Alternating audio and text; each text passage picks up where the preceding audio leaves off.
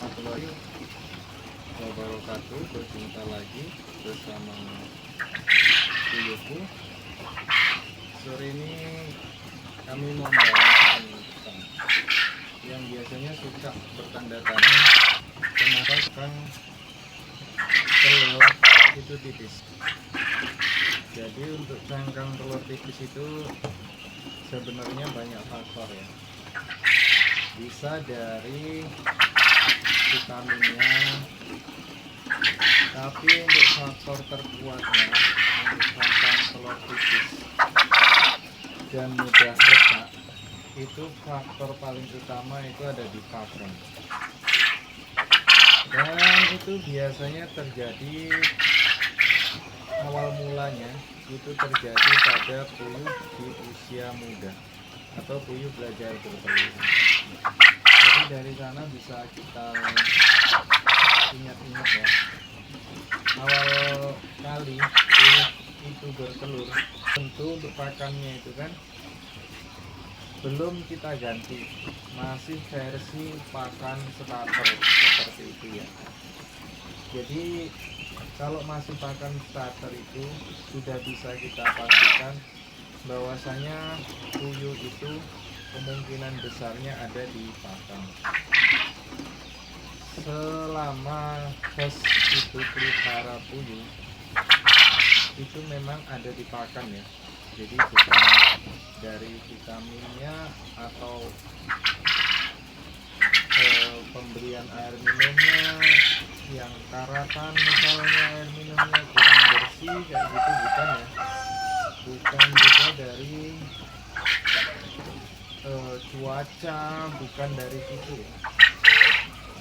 Bedanya kalau untuk cangkang yang udah pecah itu kayak gini ya, maksudnya host itu yang cangkang udah pecah ini kebetulan hostnya ada, jadi dia itu ini ya yang dimaksud host ya.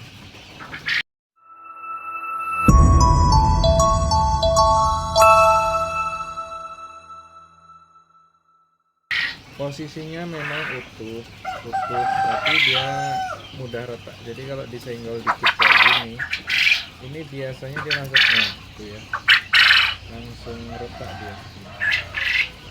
Nah yang seperti ini sudah pasti dari pakan. Apa kok tersebut dari pakan? Jadi pakan itu terlalu besar proteinnya. Meskipun pakannya itu sudah kita ganti ya, tadi kan kita bahas awal bertelur ya. Kalau awal bertelur itu kan sudah pasti proteinnya itu besar, dan setelah itu kita ganti lagi ke pakan khusus petelur, sama aja. Tapi berbagai macam-macam pakan ya, ada yang proteinnya itu tidak terlalu besar ya, di bawah 20% itu ada. Dan kalau yang tidak terlalu besar itu biasanya sudah bisa dipastikan kalau itu cangkangnya itu biasanya tebal.